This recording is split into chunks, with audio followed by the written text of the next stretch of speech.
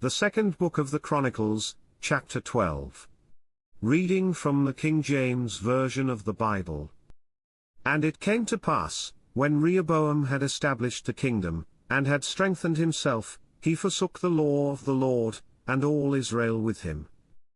And it came to pass, that in the 5th year of King Rehoboam Shishak, king of Egypt, came up against Jerusalem, because they had transgressed against the Lord, with 1,200 chariots, and 60,000 horsemen, and the people were without number that came with him out of Egypt, the Lubims, the Sukkiims, and the Ethiopians. And he took the fenced cities which pertained to Judah, and came to Jerusalem. Then came Shemaiah the prophet to Rehoboam, and to the princes of Judah, that were gathered together to Jerusalem because of Shishak, and said unto them, Thus saith the Lord, Ye have forsaken me, and therefore have I also left you in the hand of Shishak. Whereupon the princes of Israel and the king humbled themselves, and they said, The Lord is righteous. And when the Lord saw that they humbled themselves, the word of the Lord came to Shemaiah, saying, They have humbled themselves, therefore I will not destroy them, but I will grant them some deliverance, and my wrath shall not be poured out upon Jerusalem by the hand of Shishak. Nevertheless they shall be his servants, that they may know my service, and the service of the kingdoms of the countries.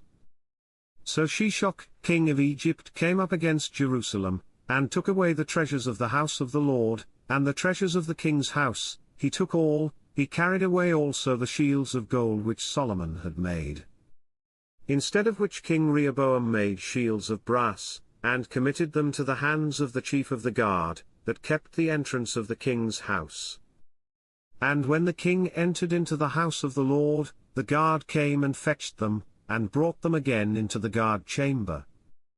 And when he humbled himself, the wrath of the Lord turned from him, that he would not destroy him altogether, and also in Judah things went well.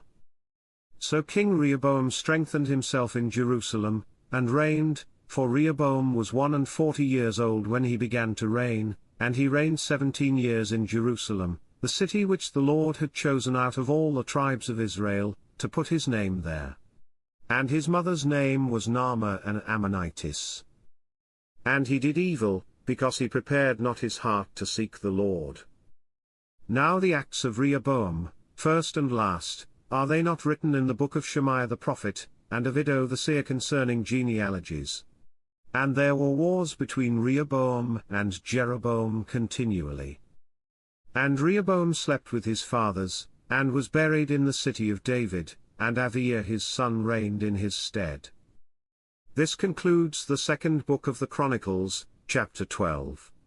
God bless you with love and abundance.